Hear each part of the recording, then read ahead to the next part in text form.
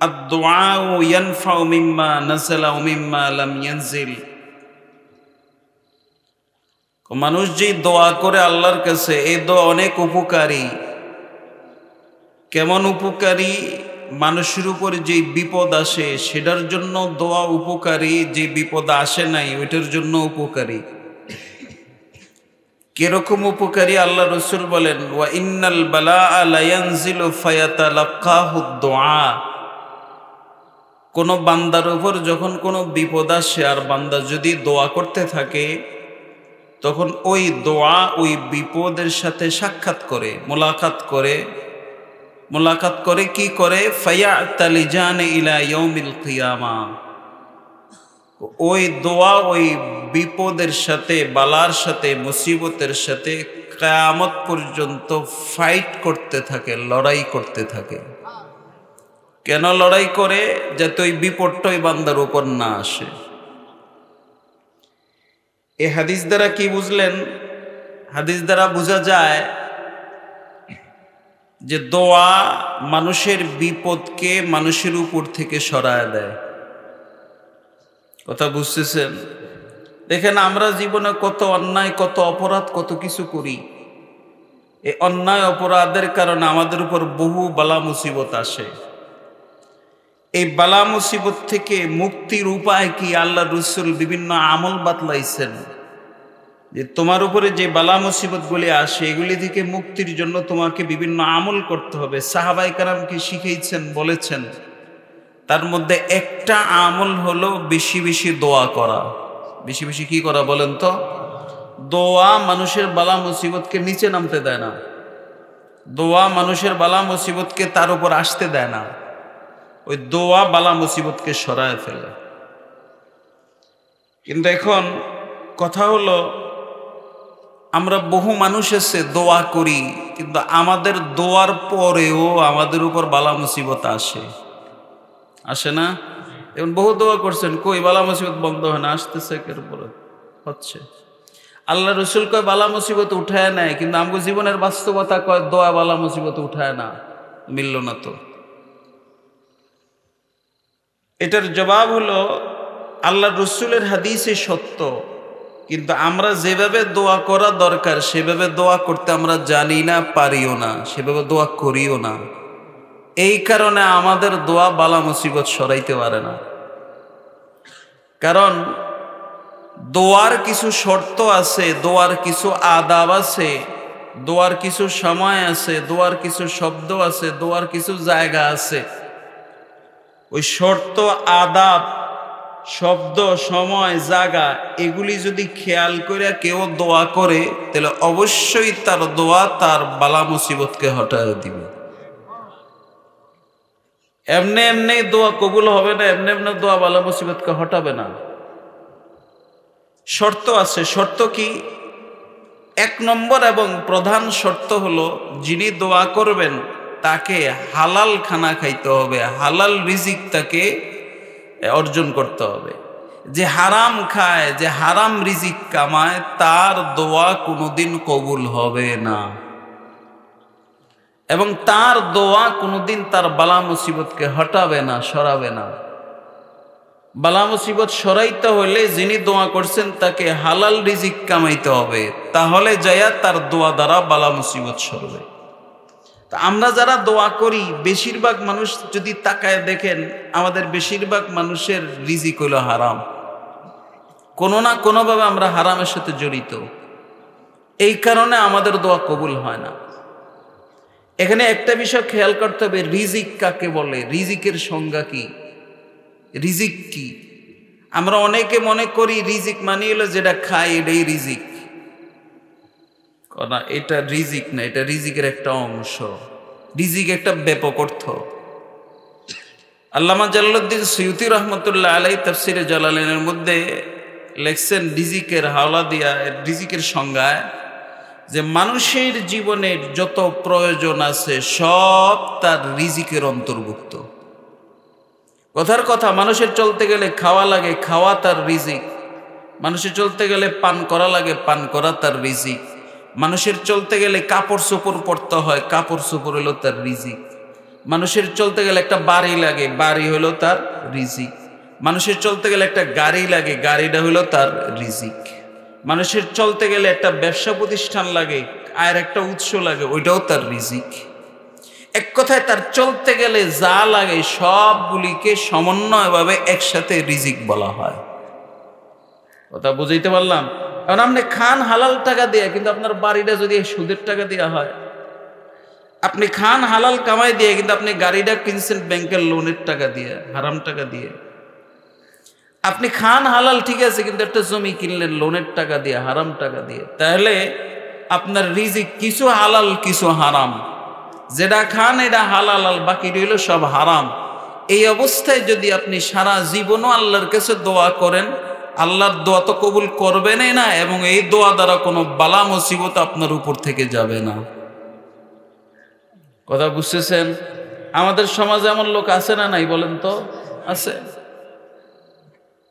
এরকম বহুত লোক আছে যে খায় ঠিক আছে, হয়তো একটা চাকরি করে 10,000 15,000 এটা দিয়ে বাজার টাজার করে, কিন্তু ব্যাংক লোন করে বাড়ি করছে। আছে কিনা বলেন? আছে।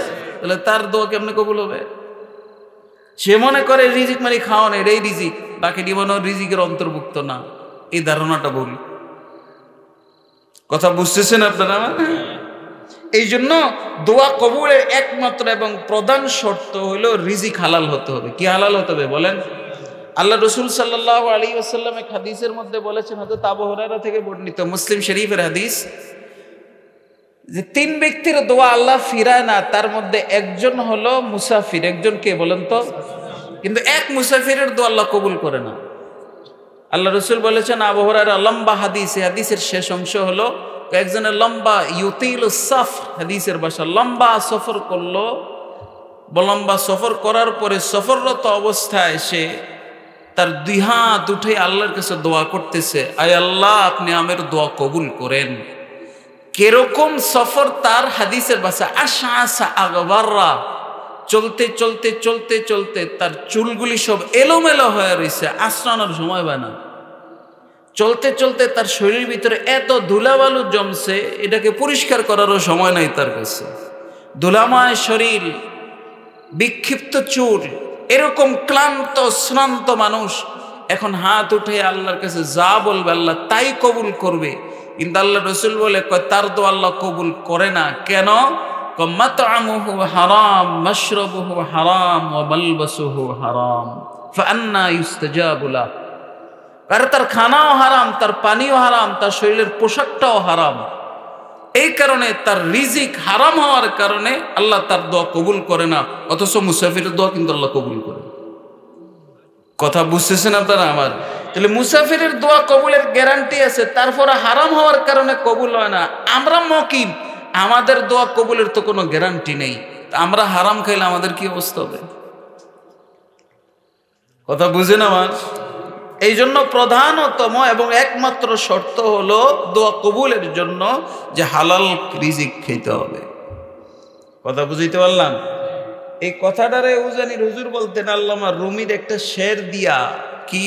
বাহরে তাআত লুকমায়ে বায়াদ হালাল তানায়া ফেজায়াদ তোরারঞ্জ মালাল।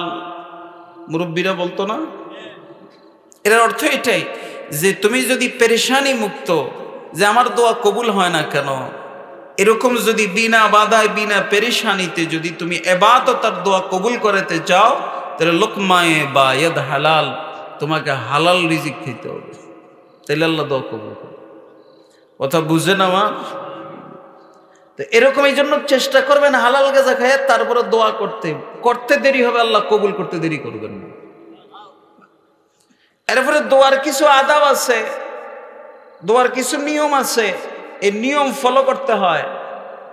নিয়ম কি?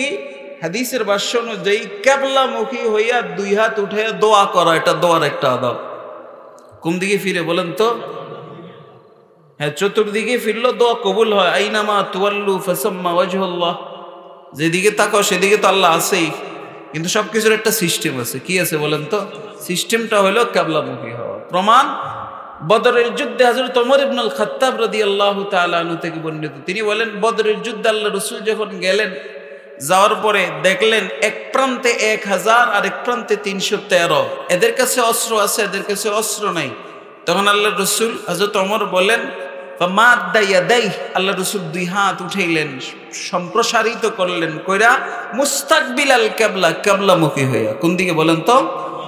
কিবলামুখী। আল্লাহ কি, আল্লাহ রাসূল কি বলতেছেন? আল্লাহুম্মা আতি মা ওয়া'আদতানি, আল্লাহুম্মা আনজিজ মা ওয়া'আদতানি, আল্লাহুম্মা তুহলিক হাযিহিল ইসাবা মিন আহলিল ইসলাম লাম তুবাদ ফিল আরদ।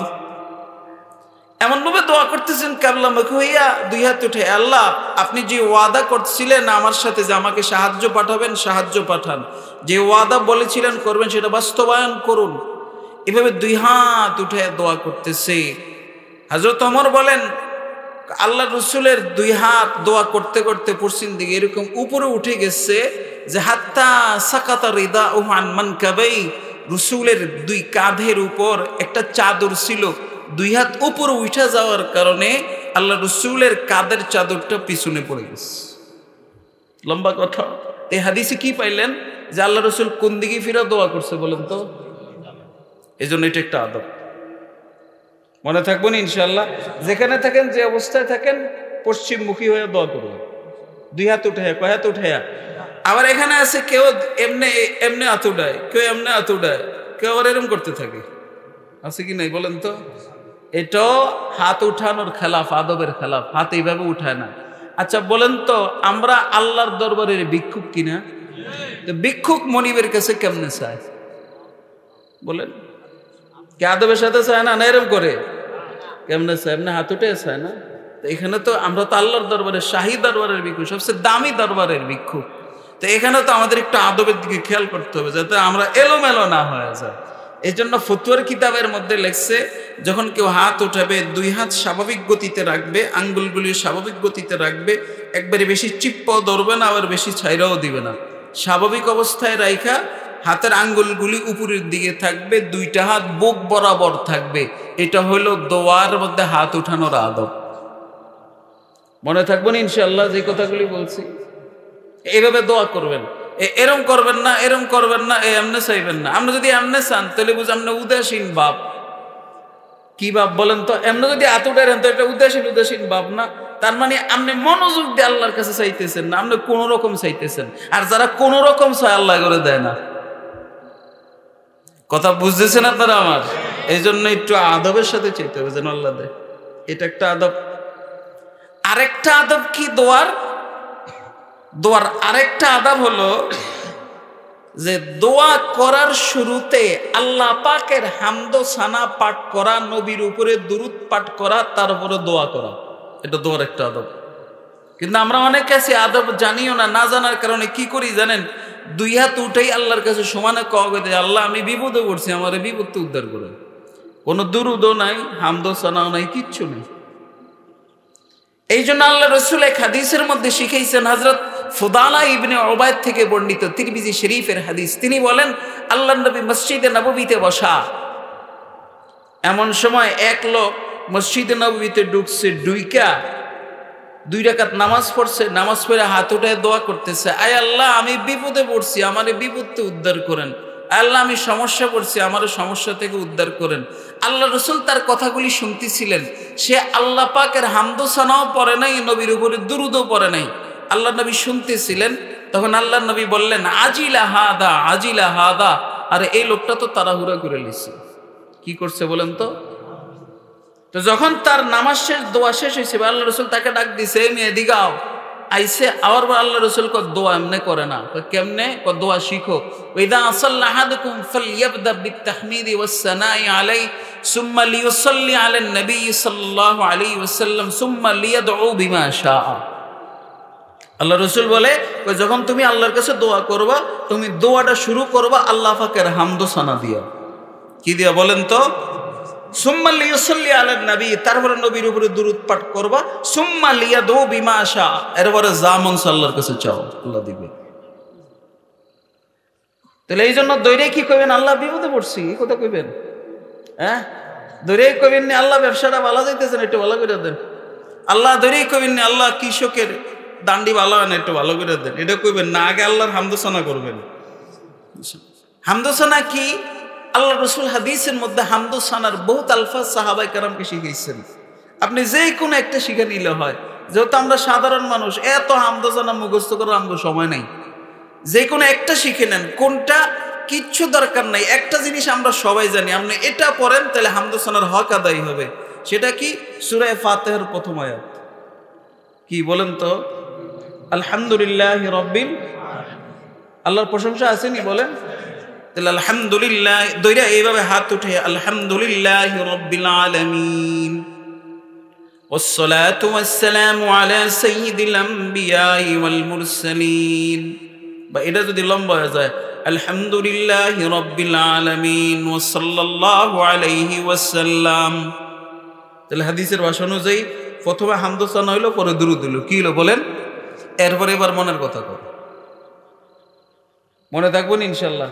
হাদিসে বহু শব্দ আসছে। এক জায়গায় আল্লাহর রাসূল আল্লাহর প্রশংসা করতে করতে যায়, আল্লাহ আমনের প্রশংসা করবো, এই শক্তি তো আমার নাই। এই জন্য দোয়া করছে, আল্লাহুম্মা লা উহসি সানাআন আলাইক আনতা কামা আসনাইতা আলা নাফসিক। আল্লাহুম্মা লা উহসি সানাআন আলাইক, আল্লাহ আমনের প্রশংসা যে কতভাবে করব, কেমনে করবো, এটা আমার দ্বারা সম্ভব না। আমনের যেরকম প্রশংসা করছেন, আমনে হেরকম প্রশংসার দাবিদার। কয়েছে এটা দিচ্ছে, কথা বুঝাইতে পারলাম? আর আপনি যদি এটাও পারেন, কইতে পারেন, অথবা যে কোনো একটা কালিমা আপনি শিখলে হয়। আপনি কিচ্ছু পারেন না, এই কালিমাটা পারেন না, সুবহানাল্লাহি ওয়া বিহামদিহি সুবহানাল্লাহিল আযীম, পারেননি বলেন তো? হাত উঠাইয়া একদিন আলহামদুলিল্লাহ কোন, একদিন কোন সুবহানাল্লাহি ওয়া বিহামদিহি সুবহানাল্লাহিল আযীম, তাহলে আপনার আল্লাহর প্রশংসা হয়ে গেল। কথা বুঝতেছেন আপনারা আমার? এইভাবে। আর হইল দুরুদের কথা তো আছে, কিন্তু ফতোয়ার কিতাবের মধ্যে লেখছে দোয়া কবুলের জন্য দোয়ার আগেও দুরুদ লাগে, দোয়ার পরও দুরুদ লাগে। কেন? হাদিসের মধ্যে আসছে, বান্দা যখন আল্লাহর উপর, নবীর উপরে দুরুদ পাঠ করে, তখন আল্লাহ তার দুরুদটা কবুল করে নেয়। কি করে নেয় বলেন তো? তাহলে এখন আপনি যদি আগেও দুরুদ আছে, পরও দুরুদ আছে, মাঝখানে দোয়া যদি ঢুকে দেন, তাহলে আল্লাহ তো বখিল না যে দুই সাইডের তো কবুল করবো আর মাঝখানেরটা ছেড়ে দিব। আল্লাহ তো বখিল না। এই জন্য আমাদের এক ওস্তাদ আমাদেরকে শিখেছে, দুই পাশের দুরুদ হইল দড়ির মতো। কিসের মতো বলেন তো? দড়ি কিরম? ধরেন আমনে এইডারে দুই পাশ দিয়ে দড়ি দিয়ে বাঁধলেন, এইডারে এন্দ দড়ি দিলেন, এন্দ দড়ি দিলেন, বান্দার পরে যদি দড়ি ধরে টান দেন, তাহলে অটোমেটিক বসটা উপরে উঠে যাবে, ঠিক না ভাই?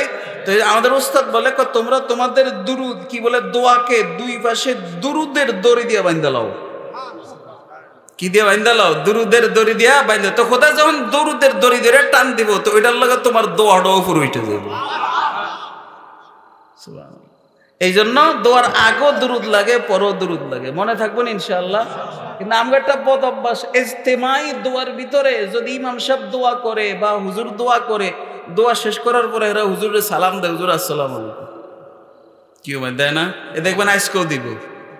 আজকে হযরত উনি আসতেছেন, কি বলে, আশরাফুদ্দিন কাসিমি সাহেব, যখন দোয়া শেষ করে যাইব, উনি দোয়া করব, দেখবেন আমরা কয়জনও কইবেন হুজুর আসসালামু আলাইকুম না, সালাম পরে আগে হইল দুরুদ। আগে কি বলেন তো? যেহেতু দোয়া হয়েছে, কি হয়েছে বলেন তো? দোয়া হয়েছে, তাহলে দোয়ার পরে দুরুদ পরে পরে হুজুরের সালাম দিন। মনে থাকবো না কথাটা? মসজিদের ইমাম সাহেবরা যখন দোয়া করে, দোয়া করার পরে দুরুদ পরে এরপরে হুজুরের সালাম দিয়ে, তাহলে আর কোনো সমস্যা নাই। মনে থাকবো না ইনশাআল্লাহ। এই মসজিদের ইমাম সাহেবরা আপনারাও দোয়া করেন, অনেক ইমাম এখানে আছেন, দোয়া করেন কেমনে? দৈরাই কোন রব্বানা যালামনা আনফুসানা, দৈরাই কোন রব্বানা আতিনা ফিদ দুনিয়া, দৈরাই কইতেছেন রব্বানা লা তুযিগ কুলুবানা। দোয়াও কি বলে? দুরুদও নাই, হামদোসানাও নাই, এরকম বহুতে করে। কথা বুঝাইতে পারলাম? এই জন্য যারা এখানে আছেন, যখন হাত উঠাইবেন 5 ওয়াক্ত নামাজের পরে, দৈরাই কি বলবেন? আলহামদুলিল্লাহি রাব্বিল আলামিন, বা আপনি যে কালিমা জানেন সেটা দিয়ে শুরু করেন, তারপরে মনের কথা বলেন। মনে থাকবো না ইনশাআল্লাহ। আমরা অনেকে না জানার কারণে এই আমল আমরা কইতে পারি না। আল্লাহ আমল করার তৌফিক দান করুন। তারপরে দোয়া কবুলের কিছু শব্দ আছে, যে শব্দগুলি দোয়ার মধ্যে পড়লে আল্লাহ অবশ্যই তার দোয়া কবুল করেন। এই শব্দগুলিকে হাদিসের ভাষায় বলা হয়েছে ইসমে আজম। কি বলেন তো? ইসমে আজম দিয়ে হাদিসের ভাষা, আল্লাহর কাছে বান্দা যা চাইবে আল্লাহ তাআলা তাকে তাই দিবেন। এই এসমে আজম কোনটা, এটা একটু লম্বা আলোচনা, সংক্ষেপে বুঝাই। এসমে আজম কোনো নির্দিষ্ট কোনো শব্দ নাই, আল্লাহ এক একজন এক একটা দিয়ে দিছে। আমনেরে দিব আরেকটা, হেরে দিব আরেকটা, হেরে দিব আরেকটা, এক একজন এক একটা দিয়ে দিছে। এমনি হাদিসের মধ্যে এসমে আজমের বহু শব্দ আসছে, কিন্তু সবার লেগা একটা না, এক একজনের লেগা এক একটা। যেমন হযরত ইউনূস আলাইহিস সালামের লেগা ছিল একটা ইসমে আজম, সেটা কি লা ইলাহা ইল্লা আনতা সুবহানাকা ইন্নী কুনতু মিনাজ জালিমিন। এটা ছিল ইউনূস আলাইহিস সালামের ইসমে আজম, আল্লাহ তার এটা দিছে। হযরত আইয়ুব আলাইহিস সালামকে দিছে আরেকটা, তিনি কি দোয়া করছেন, রব্বি আন্নী মাসসানিয়া দুররু ওয়া আনতা আরহামুর রাহিমিন। ওনার লেগা এই কালিমাটা ছিল ইসমে আজম। কথা বুঝাইতে পারলাম? আর আমগো নবীরে আরো বিভিন্ন কালিমা শিখাইছে। আমগো নবীদের, আমাদের নবী বিভিন্ন হাদিসের মধ্যে পাওয়া যায় অনেকগুলি ইসমে আজম করছেন, সবগুলি আল্লাহর নবী ইসমে আজম বলছেন যে এটাও ইসমে আজম, এটাও ইসমে আজম, এটাও ইসমে আজম। যেমন এক হাদিসে আছে হযরত আনাস থেকে বর্ণিত যে আল্লাহর রাসূল বলেন যে একবার মসজিদে নববীতে বসা এক লোক আইসা মসজিদে নববীতে ঢুইকা দোয়া শুরু করছে। দোয়ার মধ্যে বলতেছে, আল্লাহুম্মা লাকাল হামদ লা ইলাহা ইল্লা আনতাল মান্নান বাদিউস সামাওয়াতি ওয়াল আরদি ইয়া যাল জালালি ওয়াল ইকরাম ইয়া হাইয়্যু ইয়া কাইয়্যুম। এই কালিমাটা পড়ছে, আল্লাহর নবী শুনছেন, শুনে বলে, আনাস রে, এই যে আমার এই উম্মত, এই গোলামটা, এই মানুষটা যে কালিমাটা এখন পড়ছে না, কইটাই তো ইসমে আজম। ইদা সুইলা বিহি আতা ওয়া ইদা দুইয়া বিহা জাবা। এটা দিয়া বান্দা আল্লাহর কাছে যা চাইবে আল্লাহ তাই দিবে, যেই দোয়া করবে আল্লাহ সেই দোয়া কবুল করবে। এটাই ইসমে আজম। তাহলে এই হাদিস পাওয়া গেল, এটা ইসমে আজম। আরেক হাদিসে আল্লাহ রাসূল কয় ইসমে আজম, আরেক সাহাবী দোয়ার মধ্যে বলতেছে কি, আল্লাহুম্মা ইন্নী আসআলুকা আন্নী আশহাদু আন্নাকা আনতাল্লাহ লা ইলাহা ইল্লা আনতাল আহাদুস সামাদুল্লাযী লাম ইয়ালিদ ওয়া লাম ইউলাদ ওয়া লাম ইয়াকুল লাহু কুফুয়ান আহাদ। আল্লাহ রাসূল কারে এটাই তো ইসমে আজম। এটা কি বলেন? এতলে এই হাদিসে বললাম এটা। আবার আরেক হাদিসে আসমা বিনতে ইয়াজিদ থেকে বর্ণিত, তিরমিজি শরীফের বর্ণনা, তিনি বলেন আল্লাহর নবী বলেছেন, ওয়া ইলাহুকুম ইলাহুন ওয়াহিদ লা ইলাহা ইল্লা হুয়ার রহমানুর রহিম আলিফ লাম মিম আল্লাহু লা ইলাহা ইল্লা হুয়াল হাইয়ুল কাইয়্যুম ইসমুল আযম ফি হাতাইনিল আয়াতাইন। আল্লাহ নবী বলেন, আসমারে এই দুই আয়াতের মধ্যে আল্লাহ ইসমে আযম লুকায় রাখছেন। আয়াত দুইটা কি বলেন তো? ওয়া ইলাহুকুম ইলাহু ওয়াহিদ লা ইলাহা ইল্লা হুয়ার রহমানুর রহিম আলিফ লাম মিম আল্লাহু লা ইলাহা ইল্লা হুয়াল হাইয়ুল কাইয়্যুম। আমার দাদার এক মুরিদ ছিল, দেখেন আল্লাহ এক একজন এক একটা দেয়। দাদার এক মুরিদ ছিল, হে সারা জীবন কোনোদিন, সাধারণ পাবলিক, কোনোদিন তার তাহাজ্জুদের নামাজ কাজা হইতো না। তো জীবনের শেষ বয়সে সে একদিন বাড়ির গ্রামে থাকে, পুকুরে গেছে শেষ সময় তাহাজ্জুদের ওযু করার লেগে। তো যাওয়ার পরে যখন গাটলায় নামছে, হঠাৎ করে পিছন দিয়ে এক লোক হের নাম ধরে ডাক দিছে। এই নাম ধরে ডাক দেওয়ার লগে হে পিছন দিয়ে বলে, দেহে যে সাদা পাগড়ি সাদা ইয়াওয়ালা একটা লোক দাঁড়ায় রয়েছে। একটু ভয় পেয়েছে, কি রে ভাই আমনে কি রাই, এত কথা কইস না, আল্লাহ তোর আজকে একটা পুরস্কার দিব। কি দিব? কি পুরস্কার? তোর জীবনে কোনোদিন তাহাজ্জুদ কাজা হয় না, অসুস্থ সুস্থ সফরে হজরে সব সময় তুই তাহাজ্জুদ পড়ছ, লাগে আল্লাহ আজকে তোর ইসমে আজম শিখাইব। আল্লাহ আমারে পাঠাইছে। ইসমে আজম কি? ওই দুই আয়াত, ওয়া ইলাহুকুম ইলাহুন ওয়াহিদ লা ইলাহা ইল্লা হুয়ার রহমানুর রহিম আলিফ লাম মিম আল্লাহু লা ইলাহা ইল্লা হু। এই দুই আয়াতের শিখায় কয়, ওই তোর লাগাই দুইটা ইসমে আজম আল্লাহর কাছে যা চাইবে আল্লাহ তোরে তাই দিবে। দিয়ে গেছে। এই লোক এখন নাই, মারা গেছে। তা আমি বুঝলাম, আমি তার জবান থেকে, সে নিজে বলছে আমার কাছে অনেক আগের কথা, তো বুঝলাম যে আল্লাহ রাসূল যে বলছে ইসমে আজমের দুই আয়াতে, এটা আল্লাহ তারে দিচ্ছে। এটা আল্লাহ কি দিছে বলেন তো? এটা আল্লাহ তার। এক একজন এক। ইমাম তিরমিজি কয়, আমি যেটা পাইছি এটা কোনটা? এটা আল্লাহুম্মা ইন্নী আসআলুকা বিআন্না লাকাল হামদু লা ইলাহা ইল্লা আনতাল মান্নান বাদিউস সামাওয়াতি ওয়াল আরদি ইয়া যাল জালালি ওয়াল ইকরাম ইয়া হাইয়্যু ইয়া কাইয়্যুম। ইমাম তিরমিজি রাহমাতুল্লাহ আলাইহি বলে, আমার জানা মতে এটাই ইসমে আজম, এটা ছাড়া যে অন্য কোন ইসমে আজম সেটা আমার জানা নাই, আমার কাছে এটাই ইসমে আজম। তাহলে কি বোঝা গেল? ইসমে আজমের বহু দোয়া আছে, কিন্তু আল্লাহ এক একজন এক একটা দিয়ে দিচ্ছে। তখন আমরা কি করবো? হুজুর আমগুলো লেগে কোনটা কি? আমগুলো লাগেল সবডি। কথা বুঝাইতে পারলাম? এক দোয়া যদি সবডি পড়েন, কোনোটা হইবই, ঠিক না ভাই? যাইবো কোনটা? যদি একটা পড়েন আরেকটা বাদ দিয়ে দেন, হইতে পারে হয়তো ওইটা ছিল। সবডি পড়েন, কোনো একটা হয়ে যাবে। কথা বুঝতেছেন আপনারা আমার? তাহলে ইসমে আজমদের দোয়া করলে কি করে বলেন তো? আল্লাহ তাআলা দোয়া কবুল করে। বয়ান শেষ করে আনতেছি। এরপরে এগুলো তো পাইলেন। আবার ইমাম আবু হানিফা রহমতুল্লাহ আলাই, ইমাম তহাবি রহমতুল্লাহ আলাই, পিরানি পীর আব্দুল কাদের জিলানি রহমতুল্লাহ আলাই, আল্লামা রুমি রহমতুল্লাহ আলাই, ওনারা কয় না এডি কিচ্ছু না, আমার কাছে আরেকটা। ইমাম আবু হানিফা, ইমাম তহাবি, ইমাম রুমি, আব্দুল কাদের জিলানি, এই চারজনা কইছে এসমে আজম হইল আল্লাহ শব্দটাই এসমে আজম। কি শব্দ এসমে আজম বলেন তো? আমরা যেটা পাইছি এটা হলো আল্লাহর নামটাই এসমে আজম, যে এটা দিয়ে বান্দা আল্লাহর কাছে যাইছে আল্লাহ তাই দিবে। এই জন্য দেখবেন হিসনে হাসিন একটা আমলের কিতাব আছে, আরবের এক শায়েখ লিখছেন, হ্যাঁ, ওটার ভিতরে লেখা আছে যে কেউ যদি দেখো তোমাদের দোয়া কবুল হয় না, তাহলে দোয়া কবুলের আগে কিছু সময় আল্লাহ আল্লাহ জপ জৈপাত দোয়া করো, আল্লাহ তোমার দোয়া কবুল করবে। কেন আল্লাহ হইল ইসমে আজম? কথা বুঝাইতে পারলাম? এই কথাটারে ইমাম রুমি কয়, যেটা আমার দাদা বলতেন, কি আল্লাহ আল্লাহ ইসমে জাতে পাকে দোস্ত, ইসমে আজম আজবরায়ে করবে ওস, কইতো না আল্লাহ আল্লাহ ইসমে জাতে পাকে দোস্ত। আল্লাহ আল্লাহ এই শব্দটা হইলো আল্লাহর জাতি নাম, শুধু জাতি নাম নয়, ইসমে আজম। কি কয় বলেন তো? ইসমে আজম আজ বারায়ে করবে উস, দুনিয়ায় আল্লাহ আল্লাহ ডাক দিবা আর তুমি আল্লাহর নৈকট্য লাভ করবা। এটা ইশকে মারফতের কথা। এর দ্বারা বুঝেছে যে ওনারা বলে আল্লাহ শব্দটা ইসমে আজম। তা আমরা কি করবো? দোয়ার আগে কিছুক্ষণ একটু জিকির করে এলাম আল্লাহ আল্লাহ আল্লাহ, তাহলে এটাও হয়ে গেল নাকি? কথা বলেন ঠিক না? এটা হয়ে গেল। তারপরে দোয়া কবুলের কিছু সময় আছে, ওই সময়ে দোয়া করলে আল্লাহ দোয়া কবুল করে। সময়টা কি? অনেকগুলি আছে, তার মধ্যে একটা বলি হযরত আনাস থেকে বর্ণিত, আল্লাহ রাসূল বলেছেন লা ইউরাদ্দু দুআ বাইনাল আযানি ওয়াল ইকামা, যে আযান আর ইকামতের মাঝখানের যে সময়, এই সময়ে বান্দা কোনো দোয়া করলে আল্লাহ তার দোয়া ফিরে দেন, আল্লাহ কবুল করে নেন। কোন সময় বলেন তো? ধরেন যোহরের আযান যদি 1টা বাজে হয়, কয়টা বাজে? নামাজ যদি 1:30টায় দাঁড়ায়, তাহলে মাঝখানে কত সময় বলেন তো? আধা ঘন্টা না? এই আধা ঘন্টা সময় হলো দোয়া কবুলের সময়। আসরের নামাজ যদি ধরেন আজান যদি 4:30 হয়, নামাজ যদি 4:45 দাঁড়ায়, মাঝখানে সময় কতটুকু? 15 মিনিট হলো দোয়া কবুলের সময়। আমরা অনেকে এটা জানি না, এই টাইমে যে দোয়া কবুল হয় অনেকেই জানি না। এটা আরবরা দেখছি এটার প্রতি খুব তারা ইহতেমাম করে। যখন দেখছি আজান হয়ে যায়, যার খাঁটি আরব, তারা দেখছি হাত উঠে আল্লাহর কাছে দোয়া করতে থাকে একবারে একামত পর্যন্ত। এটা হাদিসে আসছে। কিন্তু আমরা বাঙালিরা এটা জানি না, কেউ করে কয় না। আমরা মসজিদে আইয়া 4 রাকাত সুন্নত পড়া 7-8 মিনিট থাকলে বয়ে বয়ে গল্প করি। কথা বলেন ঠিক না? অথচ তখন আল্লাহ আপনি হাত উঠাইলে আপনি আল্লাহর কাছে যা আছেন আল্লাহ আপনার তাই দিবে। এই জন্য আজকে থেকে এই টাইমটা কাজে লাগাইন।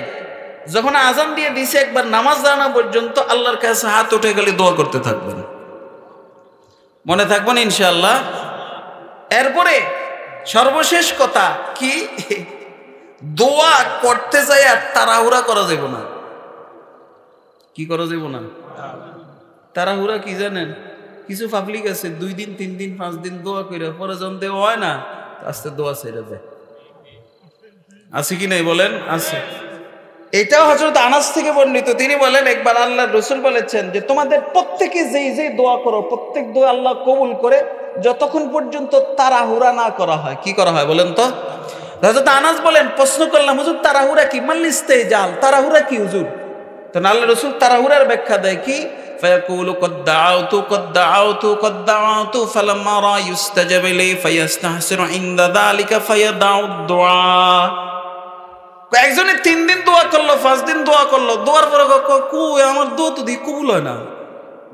কয়দিন করছে কোন হাদিসে? 3 বার আইছে। ধরুন 3 দিন করলো, কয়দিন? 3 দিন করে দোয়া করবো, যাক আমার দোয়া আল্লাহর কবুল করবো, হয় না জানা না, দোয়াই করতাম না। আস্তে দোয়া ছেড়ে দেয়, নইলে সে আর দোয়াই করে না। আল্লাহ রাসূলকে এটার নামই তাড়াহুড়া। এটার নাম কি বলেন তো? তাহলে তাড়াহুড়ার না কোনটা? তাড়াহুড়া না হইল যতক্ষণ পর্যন্ত আল্লাহ যেটা চাইতেছেন এটা না দেবে ততক্ষণ পর্যন্ত আল্লাহর কাছে চাইতেই থাকা। কথা বুঝছেন? 5 দিন 10 দিন যায় ছেড়ে দিবেন না, এই দোয়া আল্লাহ কবুল করেন। যদি কোনো কিছু আল্লাহর কাছে চান তাহলে 2 বছরে পুরান হয় না, 2 বছর পর্যন্ত আল্লাহর কাছে চাইবেন। 3 বছর লাগে, 3 বছর পর্যন্ত আল্লাহর কাছে চাইবেন। চাইতেই হবে, তাহলে আল্লাহ দিবেন। কারণ আমাদের কাম হইল চাওয়া দেওয়ার মালিক কে বলেন তো?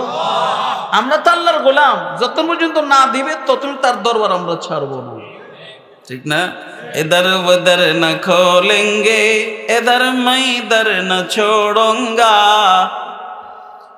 কই তো আমার দাদা, হুকুমত আপনি আপনি কহি উনকি কহি মেরি। ও ভাই, আমাদের কাম হলো শুধু চাইয়া যাওয়া, দিবেন তিনি, যতদিন না দিবে ততদিন খালি চাইতেই থাকেন, নৈরাশ হইয়েন না। হযরত শেখ জাকারিয়া রহমতুল্লাহ আলাইহি ফাজালে হজ একটা কিতাব লিখছেন। এই ফাজালে হজের মধ্যে উনি একটা ঘটনা আনছেন। এক যুবক বয়সের তন হজ করা শুরু করছে, করতে করতে 70 বছর লাগাতার হজ করছে। কত বছর বলেন তো? 70 বছরের মাথায় এখন তো বুড়া, এখন কি বলেন? তো এই 70 বছরের পরে এক চাচারে লইয়া হজে আইছে। হজে হওয়ার পরে যখন সে কাবা শরীফের আগে লাব্বাইক বলা শুরু করছে, এখনো মাথা ফে ঢুকে নেই, তার আগে লাব্বাইক লাব্বাইক বলা শুরু করছে, তখন গায়ের থেকে আওয়াজ আসে, লা লাব্বাইক লা লাব্বাইক, আমি তোমার লাব্বাইক কবুল করি না। কি করি না বলেন তো? এই আওয়াজ ওই বাতিজার চাচাই শুনছে, যে প্রথম আইছে। এই বাতিজা 70 বছর ধরে করতেছে। চাচা কয়, কি রে বাতিজা, তুই কস লাব্বাইক, আল্লাহ কয় লা লাব্বাইক, ঘটনা কি? আরে আপনি তো এই বছর আইছেন, এইবার শুনছেন, আমি তো কত 70 বছর ধরে এক আওয়াজে শুনতেছি। 70 বছর ধরে কি শুনতেছি বলেন তো? যত বছরে আইছি লাব্বাইক কইছি, আল্লাহ কয় লা লাব্বাইক। তুই যদি 70 বছর ধরেই শুনো যে আল্লাহ তোর লাব্বাইক কবুল করে না, তাহলে তুই হজ করস কীর্তি প্রশ্ন না? ঠিক আছে কিনা বলেন? আল্লাহ যখন কবুল করে না, তুই কেন করস? কি জবাব দিছে বাতিজা জানেন? আমার নাম হইলো, আমার কাম হইলো ডাকা, কবুল করার মালিক হইলো তিনি। কবুল করবো কি করবো না এটা তার ব্যাপার, আমার কাম আমি রেখে যেতে আসি। ফাজাইলে হাজের ভিতরে শেখ জাকারিয়া রহমতুল্লাহ এই ঘটনা লেখা শেষে লেখেন, যখন সে এই কথা বলছে যে আমার কাজ ডাকা চাওয়া, তিনি দিবেন কি দিবেন না এটা তার ব্যাপার, এই কথা যখন সে বলছে, বলার সাথে সাথে গায়েব থেকে দ্বিতীয়বার আওয়াজ আসে, বান্দা আমার ব্যাপারে তোমার এই আকীদার কারণে আর তোমার এই দাইমি আমলের কারণে আমি তোমার অতীতের 70 বছর হজ কবুল করে নিলাম। কি বুঝলেন? আমার কাম হলে শুধু কইরা যাও, কথা বলেন ঠিক না? একদিন না একদিন তো দিব নাকি? এই জন্য দোয়া 3 দিন না, 5 দিন না, 10 দিন না, 1 মাস না, যেটা আল্লাহর কাছে চান কন্টিনিউ চাইবেন, যতদিন না দিব ততদিন। মনে থাকবেন ইনশাআল্লাহ। তাহলে কি কইছি? দোয়া কবুলের শর্ত কি বলেন তো? কি খাইতে হইব কোন? মনে আসেনি? আদাব আসেনি? পশ্চিম দিকে ফিরে কাবলামুখী হইয়া দোয়ার শুরুতে হামদ সানা, আগে পরে দুরুদ, আগে পরে কি বলেন? ইসমে আজম কি দিয়া বলেন? নির্দিষ্ট সময়ে, ঠিক আছে নি? তাড়াহুড়া করন যাইব না। এভাবে দোয়া করেন, আল্লাহ অবশ্যই আপনার দোয়া কবুল করবে। আল্লাহ রাব্বুল আলামিন আমাদেরকে এভাবে দোয়া করে তার প্রিয় বান্দা হওয়ার তৌফিক দান করুন। আল্লাহ দোয়ার ইহতিমাম করার তৌফিক দান করুন। হাদিসের মধ্যে আসছে, আল্লাহ রাসূল বলেছেন, আহাব্বুল আমালি ইলাল্লাহি মা দামা ওয়া ইন কাল্লা। খুব খেয়াল করেন, আল্লাহ রাসূল বলেছেন যে আল্লাহর কাছে সবচেয়ে বড় প্রিয় আমল হলো ওইটা যেটা কন্টিনিউ হয়, সব সময় হয়, যদিও তা অল্প হয়। কি হয় বলেন তো? করেন অল্প কিন্তু কন্টিনিউ করেন, এটা আল্লাহ পছন্দ করে। এই জন্য আপনি এক রাতে সারা রাত দোয়া করছেন, পরে তার করেন না, এটা আল্লাহ পছন্দ করেন না। আপনি দৈনিক আল্লাহর কাছে একবার করে আসছেন কিন্তু কন্টিনিউ করেন, আল্লাহ অবশ্যই আপনাকে দিবে। আল্লাহ রাব্বুল আলামিন আমল করার তৌফিক দান করুক। আমিন আমিন। সুবহানাল্লাহি ওয়া বিহামদিহি, সুবহানাকাল্লাহুম্মা বিহামদিকা, আশহাদু আল্লা ইলাহা ইল্লা আনতা, আস্তাগফিরুকা ওয়া আতুবু ইলাইক।